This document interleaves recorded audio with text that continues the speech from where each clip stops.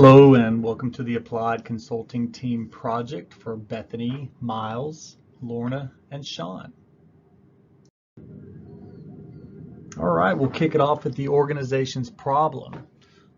Should they initiate a return to the office following the pandemic and require their employees to return full time? Or should they allow them to continue to work from home? They are concerned with the productivity of their employees, the potential shift in organizational culture, and how teams and collaboration would be affected. So we're going to discuss common work from home practices since the start of the pandemic and ask the company what their current work from home practices are like. The main concerns of the organization are productivity rates, organizational culture shifting, and team collaboration abilities. We will address this through multiple suggestions while looking closely at the following topics: stresses of the organization versus stresses of the employees in regard to work from home practices, productivity and job performance, how have they been affected by remote work, team functions, how does remote work affect teams, how they're managed and how they collaborate, company culture and climate, how does remote work affect the company's culture.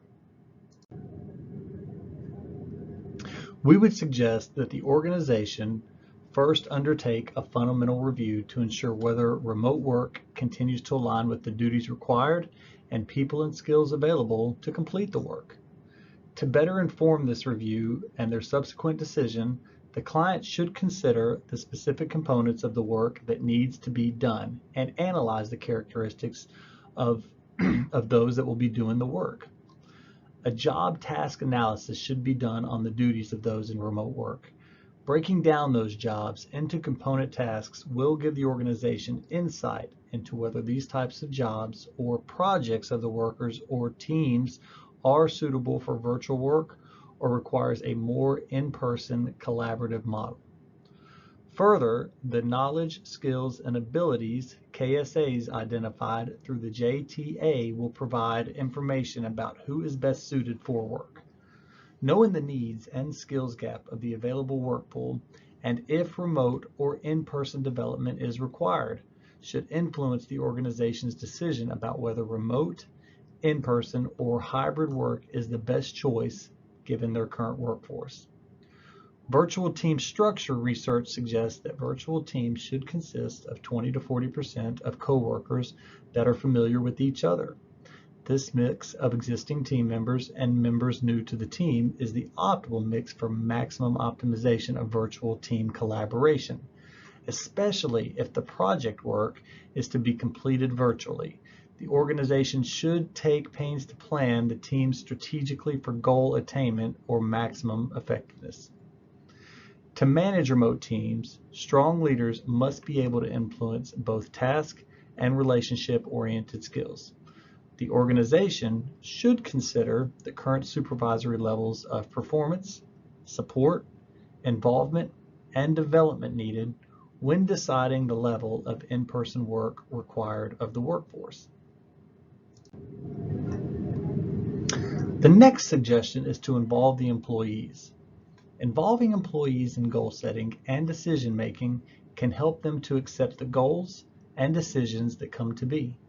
Your employees are likely to have a strong opinion on this matter as their lives are the most impacted by what you as a company choose to do. If you make a decision this important without their input, they may be less accepting of this change, which could negatively impact their productivity. For this reason, we suggest that you involve them in this decision-making process. You as a company should get input from each level of management to determine how their managerial duties could be impacted. They may also give insight into how they feel their teams might perform on-site versus remote. Employees should be permitted to respond without fear of consequences. They should be asked questions about where they would prefer to work, what types of barriers they might see in returning to the office or staying remote, what their current experience is now when working from home, whether or not they have a designated workspace, how they feel their productivity has changed, and what other suggestions, or ideas they might have. These questions would give a comprehensive picture of what employees would prefer, as well as how their performance could be impacted. The next suggestion is a survey. As we talk through culture and climate, it is important that we really understand what organizational climate is. It refers to how your employees experience their work environment. Environment does cover a broad range of things, but we want to focus on the remote piece, things such as flexibility, responsibility, routines, and how it all impacts efficiency. We are suggesting that your organization initiates action research and looks into the specific concern for your employees. Understanding the hygiene factors such as those inter-office relationships and how those might be impacted by a remote work environment, as well as the work environment that is most conducive to morale and productivity, will go a long way.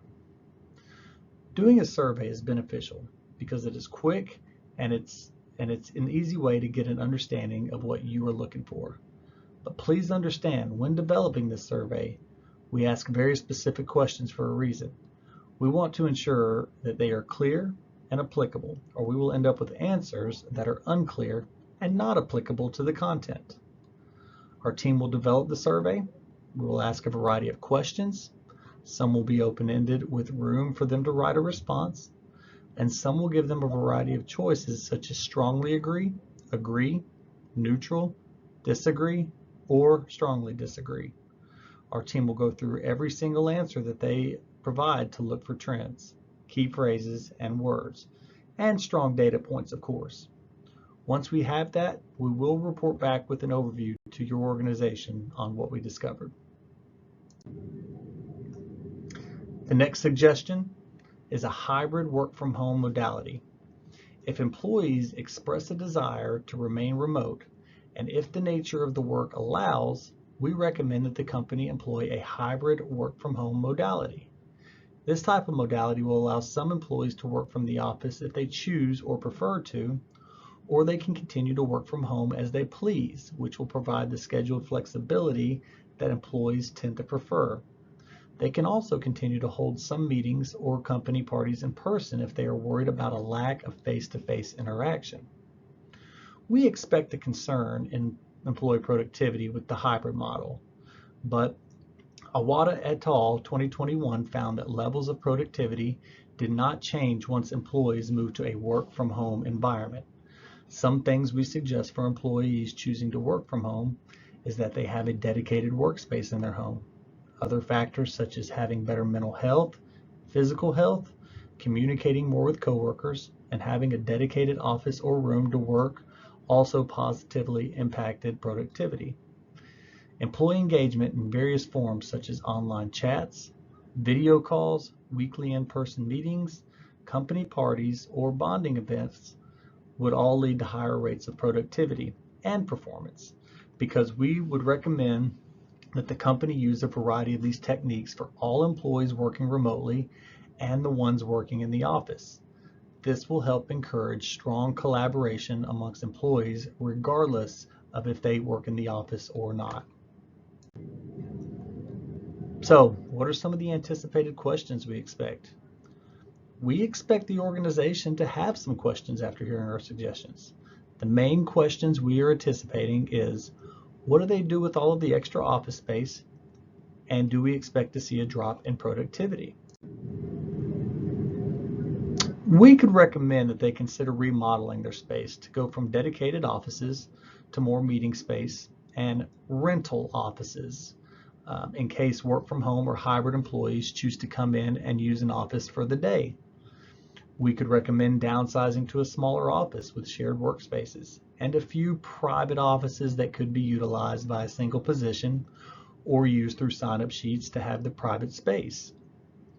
If the company feels that they have more offices than they would need with employees working from home, they may look at selling some of their least used office space locations.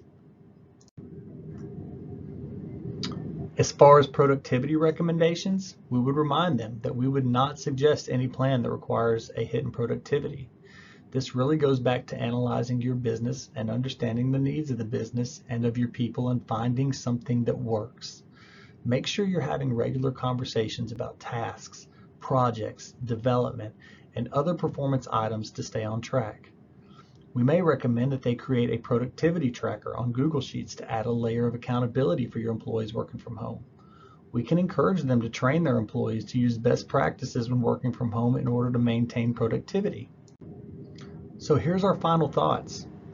We would fully anticipate that the organization would show hesitation in offering remote work in some cases. They've been coming to the office for so long now. How could they ever change to this type of environment? I would respond to the organization's concerns with these questions to leave them thinking. How do you expect to retain employees when your competitors are paying more or offering more flexibility? And are you willing to go remote if it means you can pull your new applicant pools from a wider geographical area?